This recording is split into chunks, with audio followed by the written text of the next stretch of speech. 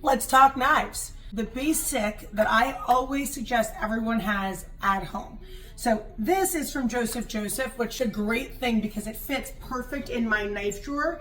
These just fit right into the drawer. So for safety and, keeping your knives stored properly.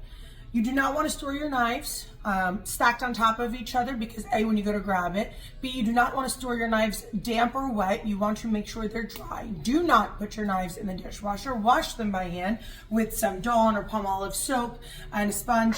Make sure when you wash, you push the blade to the side of you and you go up and down. You also need to wash the handle. So these are different types of knife, and I just want to show you. This is my chef knife. I love this knife. It's got to be something you're comfortable with. It has a very nice heavy hand. I'm comfortable with it. The blade is really nice. I don't like small chef knives. And I also don't like the really big monster ones either. This is like the perfect one. So I think everyone should have a good chef knife. I actually have multiple for all different uses. Like this one I use always to clean chicken. I know that's in here. This is my everyday chopping, cutting, everything. This was an older one that I just have in case something happens. I need an extra knife. Someone's in the kitchen helping me. I have that. So this knife though comes with its own guard, which if the knives do, and this is an option, it's great. They're magnetic. So when they slide on, it's not going anywhere.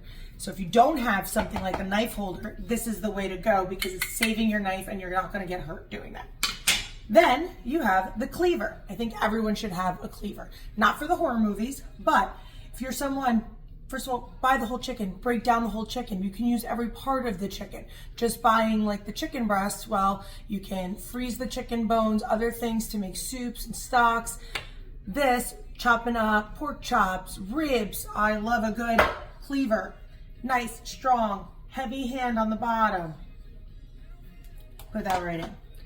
Boning knife, chicken, fish, portioning meat, taking the silver skin off of your fillet, or cleaning up lamb chops, anything. You want a thin tip. This is a very sharp knife. You work a lot with the tip and you kind of guide it along the meats that you're cutting. I do use a lighter handle on this because I need it to be a little bit more flexible. This knife should have some give to it. It should have a bevel that kind of works against it. So when you're driving it in and cutting, you can get that flexibility. A serrated. Serrated means it has these little teeth that help cut through bread. You kind of guide it back and forth. Very sharp. I don't sharpen these here at home. I take them, actually I go to Sonoma where they sharpen my knives once every 3 or 4 months because I always sharpen here at home with a steel or my stone. But serrated, cutting bread. And then last but not least, which you don't have to have this, but I love this knife. It's called my travel knife. So it actually folds up into here and I can pack it. So if we go to a barbecue, we go out somewhere and I know that we're gonna be cooking. I know it sounds weird, but I always pack the knife because we'll be on the beach and my kid now wants his sub cut into half. So I pop this out, which is safety because it goes right into here and I can travel with it. It stays nice and sharp. I load my knives up into here and then I slide it right into my drawer. Keep your knives dry, keep your knives covered, and you'll get the best use out of all your knives. I hope this helped. That was just a little tip and, did you know kind of thing. Bye.